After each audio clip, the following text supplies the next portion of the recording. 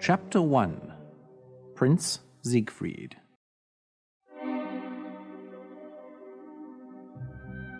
Once upon a time, in a faraway land, there lived a prince. His name was Siegfried, and he was very unhappy. His father, the king, had died. And since then, everyone in the palace had forgotten how to smile. Without his father, Siegfried thought he would never feel happy again. Every day, Siegfried sat at the window in his room in the palace, looking at the birds and the trees. How can they sing and fly so free? They must not feel like me.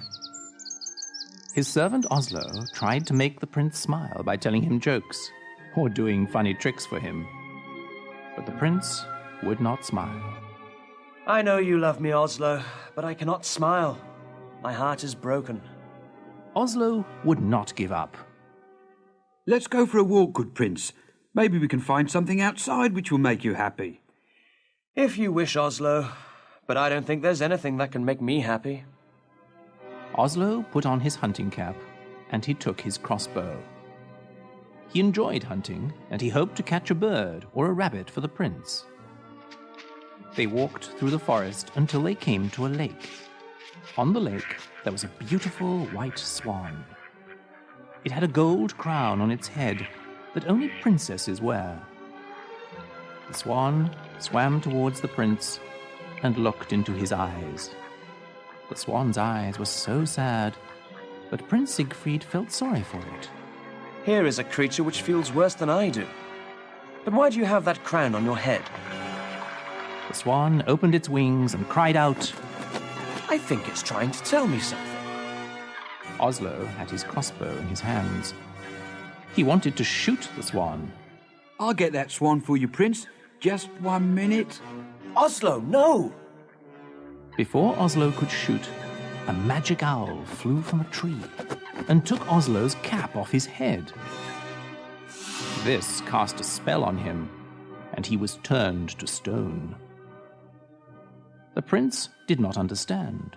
Oslo, what has happened to you? Speak to me. He looked back at the lake. The swan was gone. Everything I do goes wrong. This must have happened because of me.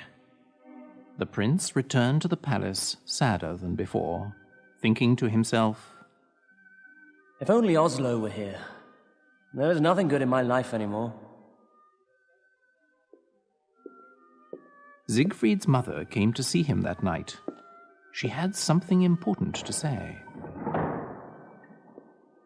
Siegfried, soon you will be 18 years old. You must take your father's place as king. I am having a ball on your birthday so that you may choose a wife, and I will invite all the princesses from the other kingdoms. But I do not wish to marry, Mother. I do not love anyone. You will learn to love someone. First, you must stop thinking of yourself. If this will make you happy, I will do it, Mother. It is not for my happiness that I am doing this. It is for yours and all the other people in this land. You see, love is more powerful than we know. Without it, you will not be a great king. His mother left him. He sat at the window thinking of what she had said. He wanted to love someone with all his heart, but he didn't know who it would be.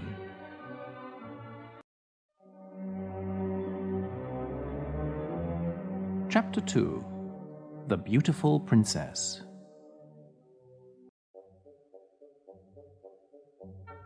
On the morning of the royal ball, everybody was very busy in the palace.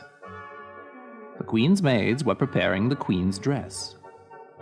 The servants cleaned the floors and windows, and the cooks were cooking enough food for 1,000 people.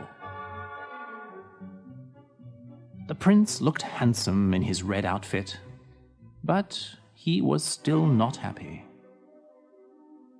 He left the palace to be alone and think, and went to the stone statue of Oslo. It's my birthday today, Oslo. I'm 18. That means that I must marry someone and become king. The problem is, I don't want to get married. I don't love anyone. There was a quiet splashing in the lake. Siegfried looked and saw the beautiful swan with the gold crown. There it is! The beautiful swan has come back. He went closer to the water to look at it. Its eyes had the same sadness in them. But it was happy to see Siegfried, and it swam close to him. Siegfried looked into its eyes and talked to it. I think you understand me. I think you know how people feel. A tear fell from the swan's eye. Don't cry. You should be happy that you are a swan. You will never have to marry someone you do not love. You will never feel sad when someone dies. The swan made a loud cry. Its wings moved back and forth at its sides. Suddenly an owl appeared, as if from nowhere, and flew at Siegfried's head, but it missed. The owl flew off, and the swan began to swim away. Wait, don't leave! Siegfried ran round the edge of the lake, following the swan. He had to run fast to see where it went. Soon he was in a part of the forest he did not know. Tall trees blocked out the sun. It was very dark. The swan swam to an ugly old castle. When it left the water, something magical happened. The swan turned into a beautiful princess. She had long, blonde hair, and she wore a long white dress. The crown was still on her head. Siegfried ran to where she stood at the castle door. Wait! Where are you going? The princess stopped, but she did not look at him. Look at me, please! My name is Prince Siegfried, and I want to know who you are. The princess turned to look at the prince. She had the same dark, sad eyes of the swan. My name is Princess Odile. But why were you a swan? Why do you look so sad? An evil wizard called Rockford cast a spell on me. I may only leave the castle during the day as a swan. Where is this wizard? I will talk to him. I will tell him this is wrong. No, you mustn't. He will hurt you, I know. He does not want me to see another man. Tell me where this man is. I will fight him and free you. No, you must leave. He is dangerous. I won't leave until I see him. You must be set free. Please. You are very kind, but you must go away. I won't. She looked into his eyes again. If you want to do something for me, you will leave now. Odile, I will leave if you want me to. But I want you to come to the ball tonight. I must choose a wife, and I want to choose you. I can't. The wizard won't let me. Find a way. Promise me you'll try. She spoke softly. All right. I'll try.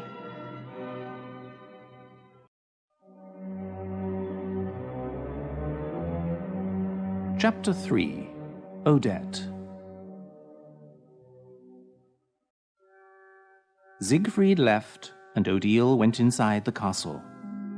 Odette, the wizard's evil daughter, was behind a tree. When she saw Odile talking to the prince, she was jealous.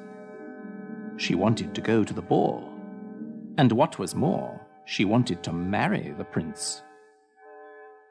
She didn't like Odile because she was so beautiful and kind. But the wizard loved her, so Odette couldn't do anything to hurt her, until now. Odette went to the wizard's room, but he was not there. The room looked like a museum. There was an Egyptian statue against one wall, and large aquariums full of strange fish. On a table stood many different colored bottles. Odette opened one of the bottles.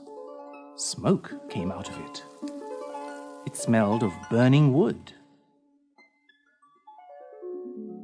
The magic owl flew into the open window, unseen by Odette, and changed back into the wizard. Do you like the smell? Oh, Father, you scared me. You wouldn't be afraid if you were not in my room when I wasn't here. I know, Father, but I have something very important to tell you. It's about Odile. The wizard opened his eyes wide. He was a tall man, with a long white beard and long white hair. He wore a big black hat and a long black robe with stars on it. Tell me what you know. First, you must promise to do something for me. What is it? I can't tell you now. First, I must tell you about Odile. Then I will ask for something. Will you do it? Tell me before I turn you into a frog. The wizard was very much in love with Odile. He would change his daughter into a frog because he wanted to know about Odile. Today, I saw Odile talking to Prince Siegfried. The prince asked Odile to go to the royal ball tonight. He wants to marry her and free her from your evil powers. The wizard turned in a circle and pointed his hand at the floor. Fire came from his fingers and hit the floor. The whole castle shook. I should have destroyed the prince today when I saw him with Odile. You saw him too? Yes, at the lake. I attacked him, but I was only a noun. Odile knew this and she left him. He must have followed her here. Oh, yes, Father. And he is so handsome. You should see his face. Silence! The wizard turned himself into a large stone ball. He threw himself against the walls, making the castle shake again. Alone in her room, Odile felt the castle shaking. She hid her head under a pillow on her bed. She hated it when the wizard got angry. The wizard changed back into himself in his room. Now, Father, you promised you'd do something for me. I never promised you anything. Oh, Father, I want to go to the ball. I want to marry the prince. The wizard angrily raised his hand again. Then he thought of something. Slowly, he lowered his hand. You would like to go to the ball, wouldn't you? Oh, yes, Father. And you would like to marry the prince? Yes, I would. Then you will. And he will think that you are Odile. Oh, Father, what a wonderful idea. She put her arms around him. His body was cold as stone, and his eyes were filled with fire.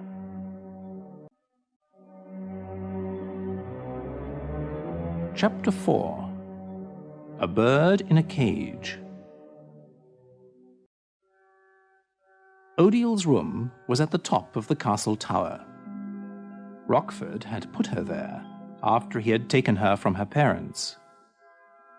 She was the most beautiful princess in the land, and her parents were good and kind. Rockford had asked her father if he could marry Odile. We must ask my daughter what she thinks. Odile was brought to the wizard. Princess Odile. Odile, this man has asked to marry you. He says she is very rich and that he will make you the happiest princess in the world. What do you think? Odile looked into the wizard's eyes. Do you promise to love me forever with all your heart? Will you love me so much that you will not think of what you want, even if it hurts you to do this? The look in her eyes and her questions made Rockford uncomfortable. Why do you ask me such questions? I told your father I could give you everything you could want. The princess smiled and turned her head away. I'm sorry, Father, but I will not marry this man. He does not know what love is. They did not know then that he was a wizard. Rockford had looked like a prince. He wore beautiful clothes and looked very handsome.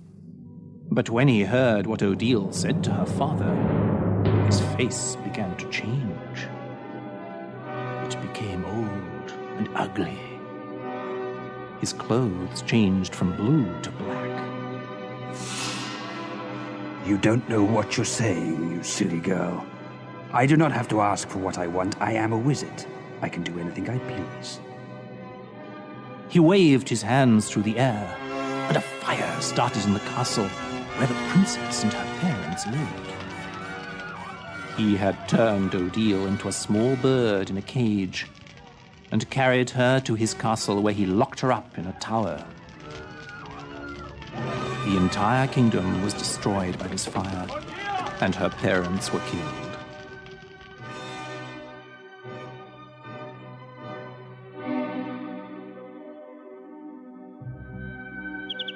There was a real bird in a cage in Odile's room at the wizard's castle. The wizard had put it there so that Odile would remember the power he had over her. He only let her leave the castle as a swan, because he did not want other men to fall in love with her. At night, she stayed in her room, talking to the bird, who was her only friend. She called the bird Patrice, because it was her mother's name. Oh, Patrice, what should I do? The ball is tonight, and I am a prisoner here. I believe the prince loves me with all his heart. I saw it in his eyes. He loved me even as a swan. The bird began moving its wings wildly. It always knew when something horrible was about to happen. What is it, Patrice? What are you afraid of? Odile heard keys in her locked door. She put the bird and its cage behind a curtain, because she did not want the bird to see what was about to happen.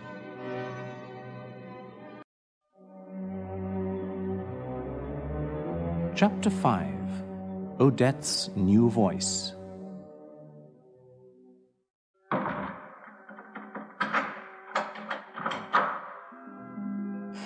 The wizard entered Odile's room with Odette. Odette was the same age and height as Odile, but she had dark hair. However, she wasn't as beautiful as Odile, and this made her very jealous. The wizard spoke first. Sit down, Odile. I would like to ask you something. The wizard waved his hand, and a large and very comfortable pink chair appeared.